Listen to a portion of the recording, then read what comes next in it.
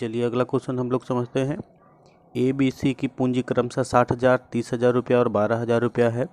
पूंजी पर ब्याज 5% वार्षिक है। वर्ष के दौरान लाभ पूंजी पर ब्याज प्रभावित करने के पूर्व 34,000 रुपया है। लाभ हानि नियोजन खाता बनाइए, अर्थात profit and loss preparation account बनाना है यदि लाभ का विभाजन 6:3:1 के अनुपात में होता हो।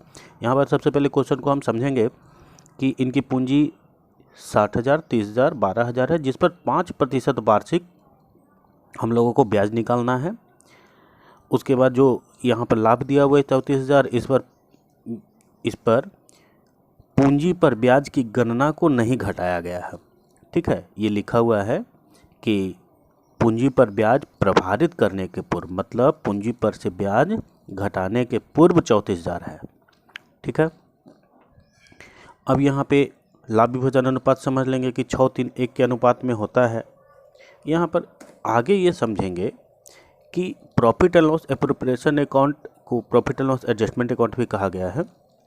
इसको इस प्रकार से बनाया जाता है। डेबिट में देखे तो interest on capital, to partners salary, to partners commission, to general reserve, to उसके बाद फिर लाभ बांट लिया जाता था। क्रेडिट में देखे तो वर्ष का लाभ by net profit from profit and loss account, उसके बाद इंटरेस्ट ऑन ड्राविंग, उसके नीचे फिर यदि लॉस है तो बांटा जाता है। ठीक है, अब इसको इस प्रकार से सॉल्व किया जाएगा। यहाँ पे जो वर्ष के दौरान लाभ था ये 34,000 है। ये लाभ कहाँ से आया है? तो साझेदार ने नेट प्रॉफिट अर्थात प्रॉफिट एंड लॉस अकाउंट से जो शुद्ध लाभ है उसको 34,000 बताया है। तो सबसे पहले 34,000 को लिख देंगे। इसी लाभ को बांटने के लिए ही ये पूरा विवरण बनता है, जिसको हम लोग profit and loss preparation account कहते हैं। इसमें सिर्फ 2 मदों का वर्णन है, पहला पूंजी पर ब्याज और दूसरा लाभ। तो सबसे पहले क्या करेंगे, पूंजी पर ब्याज निकालेंगे। अब पूंजी पर ब्याज की गणना कुछ इस प्रकार से की जाएगी। इंटरेस्ट ऑन कैपिटल 60,000 का 5/100, 30,000 का 5/100 और 12,000 का 5/100। अब 2 जीरो दोनों का कैंसिल करके यदि देखें तो 3,000, 1,500 और 600 आ गया, जिसको हम क्रमानुसार यहाँ पर दर्शा देंगे। Partners capital account, A's capital, B's capital, C's capital में 3,000, 6,000, 3,000, 1,500 और 600, जिसका टोटल 5,100 रुपया आ रहा है।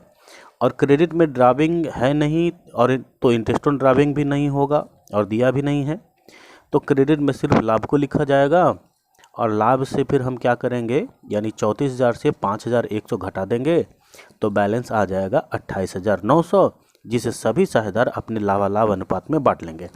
इनका लाभालाभ अनुपात 6:3:1 था, इसलिए लाभ कुछ इस प्रकार बटेगा। सबसे पहले क्या किया गया है कि 34,000 क्रेडिट में आया, जिसमें से 5100 घटा दिया तो 28,900 आ गया। और 28,900 को 6:3:1 मतलब 6/10, 3/10 और 1/10 में बांटना था, जो 17,340, 8,670 और 2,890 आया, उसे ही यहाँ पर दर्शाया गया है। ठीक है, इस प्रकार से ये क्वेश्चन पूरा सॉल्व हो गया, profit and loss preparation account. अब जो है यहाँ का ये बैलेंस और ये बैलेंस दोनों पार्टनर्स के पूंजी खाते में जाता है। हालांकि पूंजी खाते यहाँ पर बनाने का वर्णन नहीं किया है।